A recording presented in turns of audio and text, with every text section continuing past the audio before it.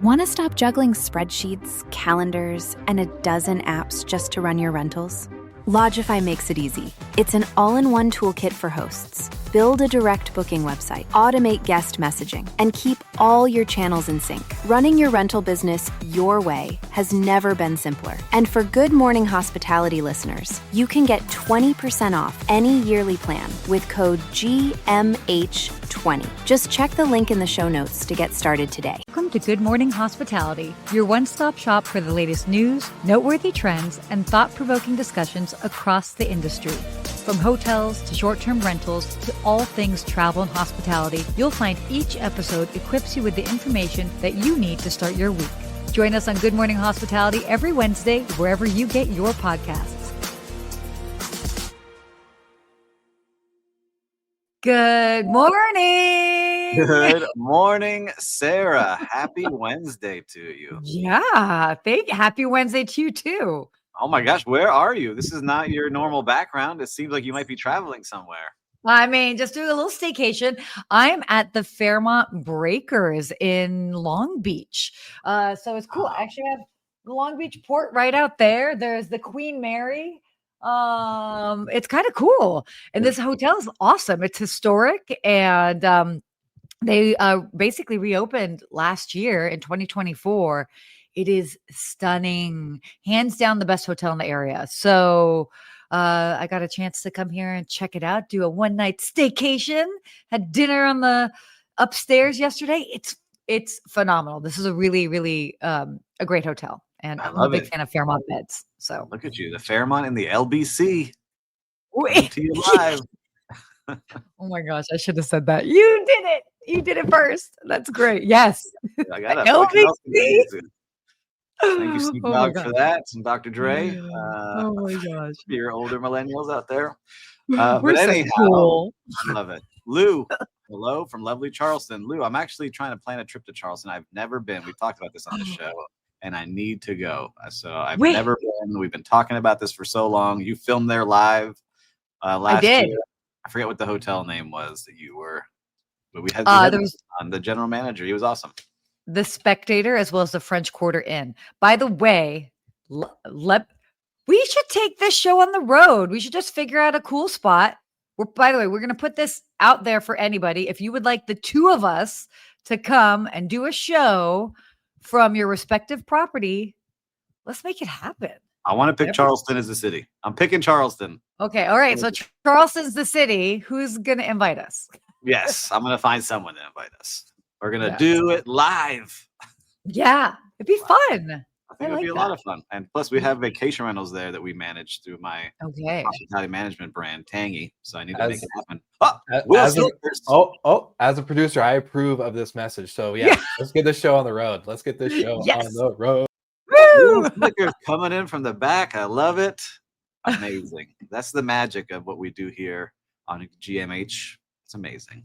It is amazing. Good to go around. Anywhere else you're traveling? Anywhere else you're going after this? Or are you just going back home? The rest of this week, I will be back home, nose to the grindstone. Just I got a couple of speaking things that are coming up, so prepping that in the background. But next week, I will be in Miami very briefly, and then I will be doing a cruise. What are you going to be on? I'm going to be on Cunard's ship, so Queen Elizabeth, the one that I was just on in Alaska, and this is their I guess their debut into the Caribbean. So I'll be there with my mom if you're around. I love your mom, our biggest fan. Yeah, exactly. So we're gonna be in have a quick little speaking engagement, then we'll be off on a cruise into the Caribbean. How fun is that? That's very fun. All right, well, let me know what day you all are here for that day, and if I can say hello, I'll definitely come say hello. Oh my gosh, yeah, for sure. We're not going to be too far away, so I've got some trips coming up too. I want to start planning more and more things. I don't want to announce it just yet, but fine. I'll need a passport to get there. Let's see what people think where I'm going. So if you can guess down here below, you get a gift, a free bag of coffee or a book. I'll send you if you get it right. Look at that. Oh man, we're giving away so much stuff today. So make sure to put it in the comments here and see if you can guess where I'll be traveling next. Ooh, so many fun places. Yeah. You know what I did, by the way, and this is just like a reminder that travel, you can always make travel work if you want to. But my good friend who I've traveled with quite a bit, Alice Ford, she's got a PBS show. She does a lot of adventure travel, and she's also my neighbor. She lives 4 doors down from me, and she was in Turkey like 2 weeks ago, and she ends up texting me from Turkey, and she was like, "What are you doing right now? Get on your computer. Delta's doing a flash sale, and you could use points, and let's go to Japan." So we have a Japan trip that we were able to book round trip. I think it was for like 50,000 points, which is not a lot, or miles, Wow. whatever. And right now we've got a trip for Japan planned for the end of January. So point is, Oh, cool. amazing what you can end up doing if you just kind of like put it out there and you just look and see what's available. Yeah, I want to say, I told you backstage, you inspire me because you go all these places, just, like 2 world wonders in a day always sticks in my head. Like, you can just go do things. Yeah. And I was like, you know what? I'm going to start doing some more of this because I have some time now available to me to go do some of these things. And I started watching some of these TikTok influencers that just do day trips to like these random crazy places. I'm like, all right, they're doing it in one day. Like, I can do it over a couple days. You're talking about like Kevin, what's it, Kevin? He's one, and there's another girl that does it more like local. Like, she'll go like Okay. Dallas to Chicago to have lunch and then fly back, right? Like that. I will say this. I have a lot of friends, or I would say like industry colleagues that would make fun of me because they're like, "Oh, Sarah, you only like to do short trips in and out." And I'm like, first of all, I got things to do. I got places to be. But like you can get it done. And it's like, and there's nothing wrong with that if you just need a change of environment. Maybe that's the way that you like to travel. So, yeah. I mean, it's amazing what you can save on. You can save a lot by just doing shorter trips, and just you still get that little travel high, so to speak. I agree with you. And talking about travel, there's something going on in the world of travel. I think we should probably talk about it. Well, we should. Wow, working on those smooth transitions. All right. Well, this is not necessarily exciting stuff, but yeah.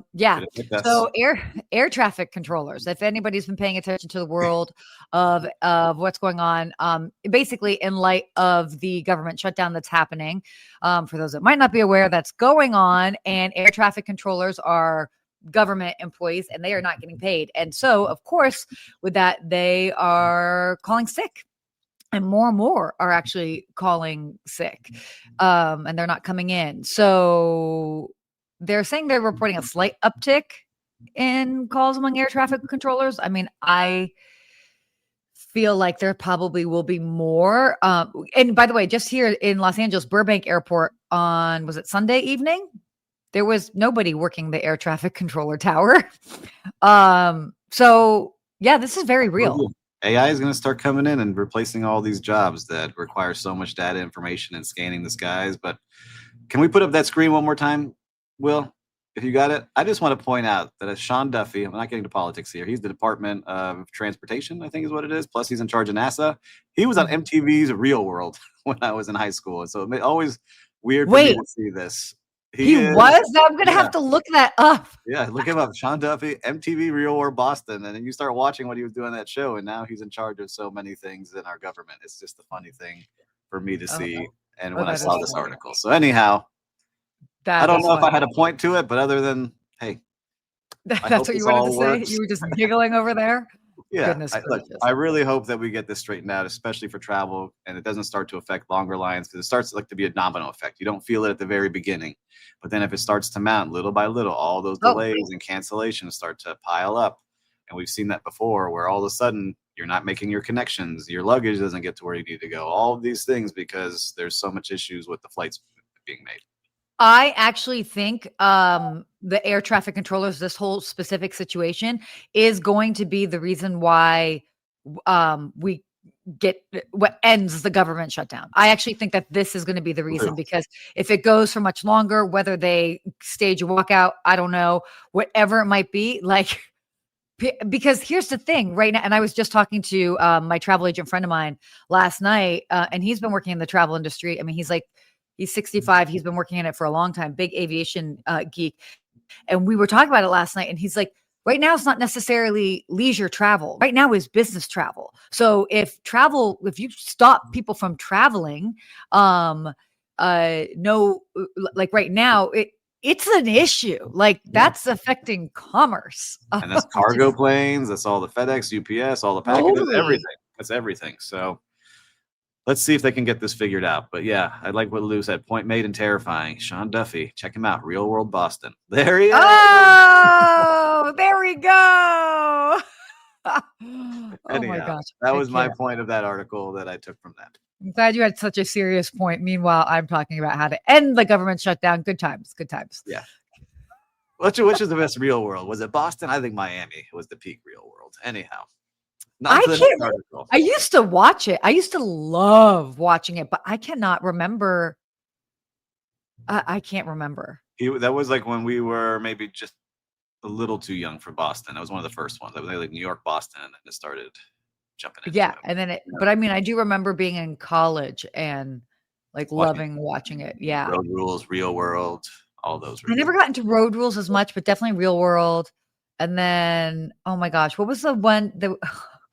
Oh my God, what's with Flava Flav? What was that long? Dating Flava Flav one. I remember that one. Yeah. Oh my God, I was like, stop with that with that clock around his Bring neck. back TRL. We need TRL. See, oh goodness gracious, that was fun. All right, Why don't you take this one? You want to talk about this? What do we got here? We've got a lot of new brands coming out. And Mm-hmm. so we've got two of them we can talk about. First is Numa. Yeah. It is the premium lodging, and they are a Berlin-based digital lodging company. And what that means really for all of us here is they are looking at hotels in urban areas that are in big cities, making them look really great. And you can bring that picture back up. And what they're doing is putting in a tech stack that makes it very employee light. So you can check in digitally, you can request things digitally, and then the company has a central operation system to really answer all those needs and requests and do it over several buildings and keep the employees, staff light. And so what it does for them is they bring in a lot of money on the bottom line. I think the article said they made 68% profit off the top line, which is gigantic, especially for a hospitality operation. And they're a little bit different than the other companies that kind of had this master lease model. They don't do master leasing. They have flexible deals. So they're not like the Saunders of the world or Stay Alfred or Domio or all these people that had master leases and got in trouble because you had to pay that every single month. They're working deals with building owners and developers and hoping to grow. So what do you think of this kind of stay? You travel a lot. Do you ever seek out this kind of stay where it's more of like the urban stay, where it's digital check-in, you don't have to see anybody, more like the Airbnb, Vrbo vibe? Yeah, if I'm traveling for work, sure, definitely. Because it's pretty simple, straightforward. Let's say like I'm going to New York or if I'm going to Miami, like I know what's going on. I mean, I'm pretty minimal when it comes to that, so whether I just had a front desk agent, then it might be pretty minimal as far as my interaction and what I might need at the hotel, because at that point it really is just a bed. It's a bed and it's a place for me to like shower, change at the end of the day and kind of keep it moving. And that I think is what most business travelers are really looking for. They need a place to work if they're at home for the day or whatever, or they just really kind of like need a place to stay. So yeah, there's absolutely a place for this. And I like that it's design driven and simple. And normally if you're a business traveler, you're pretty tech savvy. So yeah, this works. I think it's interesting. I think it will continue to go if you do it the right way. Like I just did a consulting project for a company in Atlanta called Doors and Stay, where they took over a Sonder project. It was 120 rooms, and they just didn't know how to set it up. And so once you learn the technology needed, it's actually pretty easy to operate once you have like a core team to do these things. So I'm excited to see this going. This is what we do in my world during the business days. So if anyone has any questions, feel free to ask. But I love seeing what they're doing, and they're having success doing it. So I wish them the best and keep cheering them on. But then the other is another brand that's starting to come out, which is pretty wild. You want me to take this one too, or you want? Sure, go for it. Outset. I never take the lead. I always get the. I know. So Hilton debuts their 25th brand. Unbelievable. And it isn't just a brand, it is a soft brand, which we'll talk about, but it's called the Outset Collection. And this brand targets independent and boutique properties that want Hilton's backing while keeping local identity. And they've got about 60 properties already in the pipeline. With a conversion, they really want to have it make flexible F&B. You keep your identity, you make it unique, make it fun. And so Outset joins Hilton and its growing portfolio of lifestyle brands they're building. But man, what do you think of this? There's a lot of brands now starting to be generated. There's a lot of brands. I love this, by the way, the start of this article, they talk about soft brands. Soft brands are hotel industry speak for, we'll let you keep your vibe. Which is great. I mean, look, at the end of the day, I don't know, like when does it become that they have enough brands? I don't know, like any of the big, the big flagships, like, is it enough? But they're just trying to create their own ecosystem so that there's so many different ways that you can stay under, let's say, a Hilton flagship, a Marriott flagship, whatever. And we've seen, I think this is just further proof that more and more people are preferring that sort of like boutique style stay. That's why these types of brands are doing so well. They want something a little bit different than the big box sort of stays. So, I mean, it's a lot. But Yes. It's their 25th brand? This 25th brand, but I don't really call this a brand. This is what I'm starting to see with the soft brand. What do you see? Yeah. This is what I'm learning now. It is really hard to make a cool and unique place succeed, right? So those people that build these awesome places that are one-offs, that are like the cool spot in their city, it's hard to create that as a big brand. And so you see it, like we talk about all the time, that they're buying, big brands buy the Graduate Hotel, or they buy, the cabins that now are outdoor for Marriott last week. It's hard to create that as a big brand. So you look at the smaller brands, some people do unique things and buy them up. But this is not that. This is, hey, your hotel, you can join it into Hilton. So you get access to our reservation system, which will drive more reservations into you. And it's just an easier way for them to get fees collected without having to build places or to get, lease properties or to get management contracts. This is just, hey, you get access to our reservation system, the points, and our members that are in our rewards program.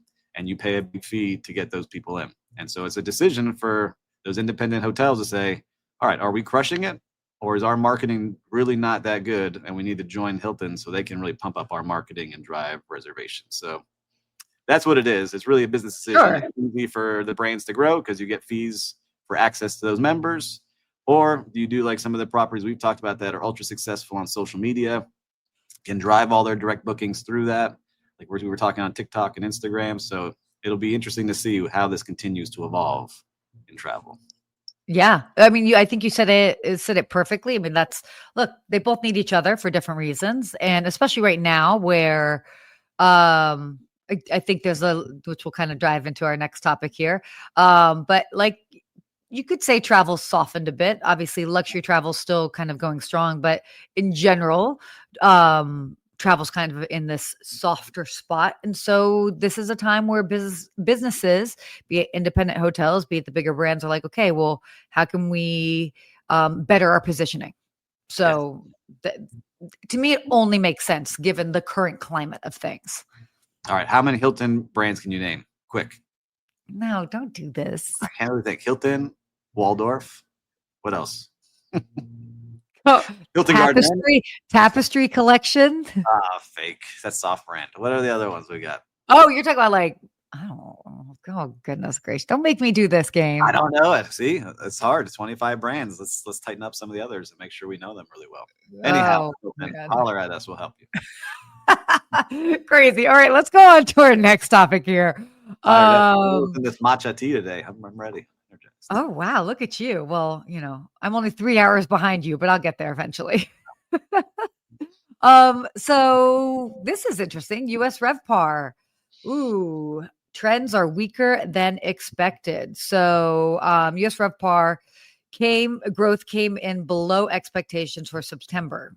Well, then what were their expectations? Because that's not a surprise. To me, weakness is they're really kind of seeing is concentrated in select service and upper mid-scale segments, especially in secondary markets. Not a surprise. Leisure demand remains stable. Not a surprise. But business, transient, and group segments are softening. So ADRs are flattening. Yeah. What? Look, we see it. I'm not surprised. We've seen it for a while. Businesses have been being very careful with how they spend their money. A lot of things are uncertain, whether it's tariffs that have on their certain products or the economy, what they see there. They're all kind of waiting to see and really holding on to their money. So I'm curious to see the contracts that are signed now, like in this fourth quarter for next year's first and second quarter for business travel, because these big conferences and big events, usually you need a good amount of time to prep for them. And so a lot of the hotels now that I've talked to are really pushing their business travel to block in those conferences and events and rooms. But it's a little softer than they expected, of course. But they're still seeing, like we talked about, the ultra luxury players I talked to are still crushing. They're still getting the people there. They're still having it there. So in that market, people are still willing to spend. And I know you dabble in that market a lot with your clients. And so I'm not sure if you're starting to see anything on that side, but there's also a lot more competition in that mid-scale, which we talk about. Like they're saying it's soft in the mid-scale. We just talked about these new brands that are taking away from a hotel inventory and the vacation rentals and the, staff light models and then the outpost and all these kind of ways to spend money now to travel. There's so many different places. If you're not unique and you just offer a bed, you got to really be great at that because there's so much. Yeah. Well, look, I mean, if you're just going to zoom out and look at the economy as a whole, those that are wealthier, they might feel pinched, but it's in a different way. It's still business as usual for day-to-day living. And if they want to travel to get away, it's a non-issue. It's just more of like, where are we going? Then whether you've got, talk about middle class, upper middle class, things are tightening. And so it's like, well, maybe we're not going to fly somewhere. Maybe we are going to do a road trip. Maybe we're going to stay 2 nights instead of 4. So that obviously has an impact. I mean, none of that is surprising, especially when this was talking about secondary markets for sure. I still think, I mean, even though they were kind of saying the business travel was softening a bit, I mean, the business travel is what I think is driving to the first, for primary markets, like Los Angeles, New York, Miami, like there's so much businesses going on. Like people are just going to continue going to that. I see that here in Los Angeles is that's kind of like the big chunk of who's traveling to West Hollywood, to Beverly Hills. So again, it's not necessarily a surprise. It just would be, we just kind of have to kind of like hold our breath and get through it. Hopefully we don't have to hold our breath for very long. I think just getting through this last quarter of the year, we'll see a lot of things take out of how people were planning to spend their money coming into next year. And I always find it interesting, by the way, like when we're in times of economic uncertainty, what consumers do, especially leading up to the holidays. And what I've found in recent years, not necessarily when we were younger, but in recent years, is what you think it's going to be slow because like people are like, okay, we're tighter purse strings, all of that. But then there's almost this little bit of this like YOLO attitude. And I don't know if it's because it's people in our generation and we're just like, what, you know what? YOLO, like it might be tight, but it's the holidays and we're just still going to like have fun with it. And we'll just figure it out on the flip side. I mean, within reason. I agree.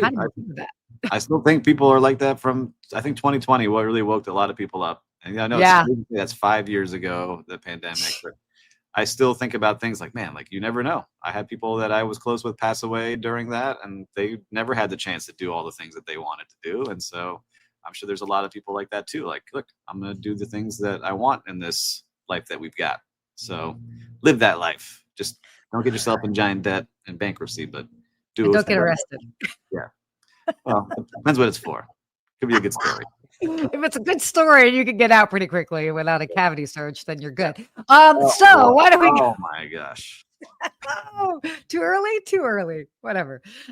Anyway, why don't we go here to our last little topic? I thought it was funny. I thought so. Yeah. Longevity travel is the next big travel trend. And here's what it involves. I love this. So this is just, I think it's like I don't want to call it like an advancement of wellness travel, which, has always been Not always, but definitely more recently. But longevity, I mean, I think we've kind of touched on this before with some of the different places that are like when I was staying at the Carillon in Miami, like they've got a lot of longevity, but offerings, you could say. But this is the world that we're playing in with wellness. What are you thinking? I love it. You know me. We're building something special down here in Miami with our Baya project that really focused on wellness. And I saw this article. I just sent it to the whole group of what we're building because it just takes it to another level of people are willing to spend a lot of money if they can get a couple extra great years. And it really comes down to a couple of things. It's food, right? Like I used to work at a hotel in Doral, at the Trump National Doral before all the politics. And connected to it is the Pritikin Longevity Center. It was one of the first. And people go there. A lot of celebrities would go just because they go for a week and they feed you the right food and you do certain exercises and there's certain treatments that are all natural that you go through and then you come out detoxed and ready to live, a better life. The funny thing though, is people would sneak out because on the same property and then come over and get a beer and a burger and then go back over.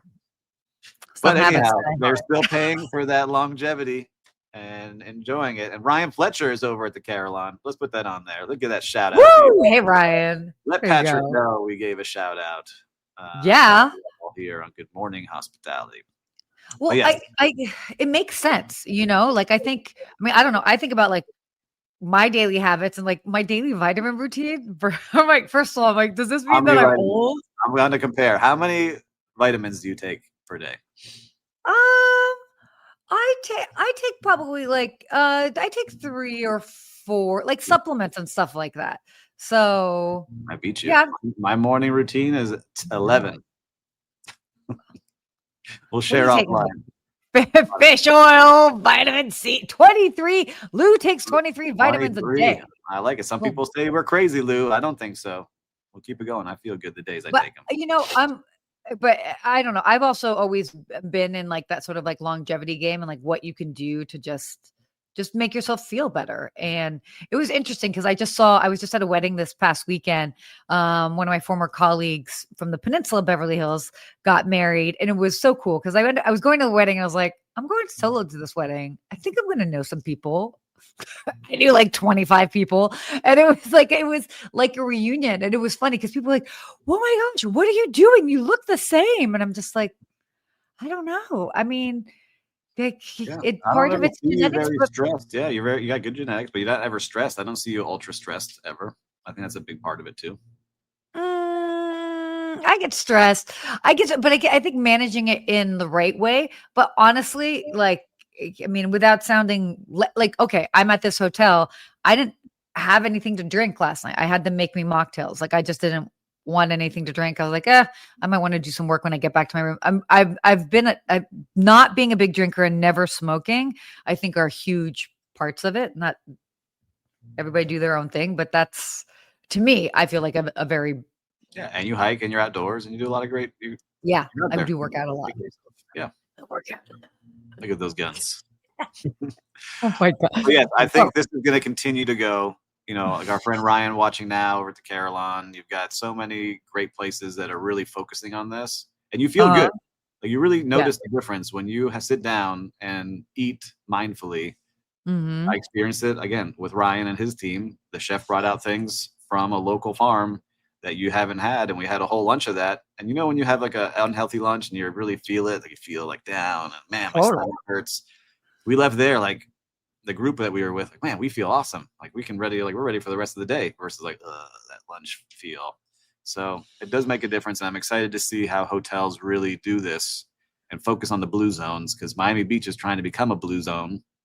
They're making wait, you can become a blue zone? I didn't know that. Like certain checklists, there's certain things you have to do. You have to really push to do it. But yeah, you can become a blue zone, but you have to have the people reaching the certain age. I think it's 90 years old to 100. Oh, got it. And have a certain amount of population to get there. But I have a genetic blue zone. That's what everybody in my family has lived to be very, very old. Good.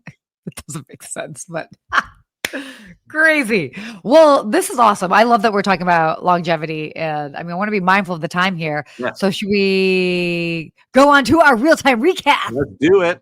What have you seen out there in the streets of hospitality? I got to see something new and it's not just because they're a new client of ours, but the Tips Golf here in Miami is an indoor, I call it an indoor urban country club. You can play golf that feels real on these 4K screens, like full courses, 450 golf courses. You wrap up, then you have a full bar, restaurant, great service in there, and you're indoors, and it just feels awesome. I don't know how else to explain it. You got to experience it. So if you're in Miami, check out the Tips Golf. Ooh, love that. Well, that's because I actually saw you post about that. So that's kind of cool to learn a little bit more about them. Well, I'll do a shout out to my friends over here at the Fairmont Breakers, where I am currently. This is my second time visiting here, my first time staying, and they're great. It's such a beautiful property. Everything has been seamless. They really do a wonderful job communicating to their entire staff, from valet to front desk, upstairs at the they have a beautiful rooftop bar area, their restaurant, and it's just been pleasant and seamless, which is seamless is how it should be. And it just is nice. So shout out to the team here. Big fan. Nice. Fairmont Breakers on the LBC. Oh my God. Oh, no, quit your day job. So wow, are we already here at our little? Yeah, you do the quote this week. I did it last week. Fine. Our quote for the week. I do love this. Yeah, you did a lot of talking today. Hospitality isn't slowing down; it's recalibrating. This is a fantastic quote. I love it, and I do think that we are recalibrating. I think that's kind of how we talked about with like the bigger brands and the independent hotels.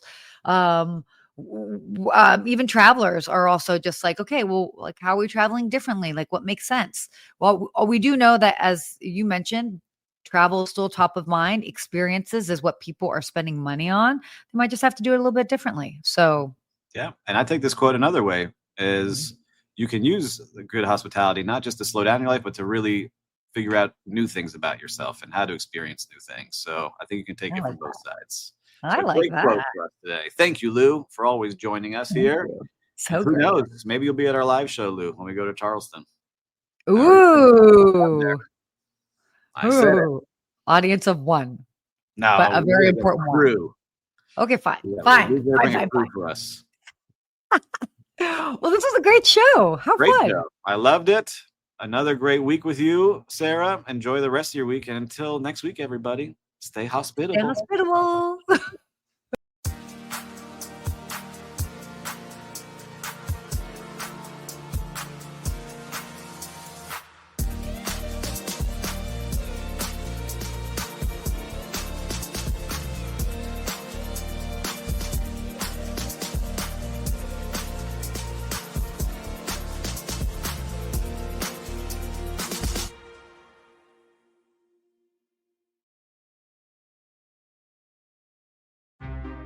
Want to stop juggling spreadsheets, calendars, and a dozen apps just to run your rentals?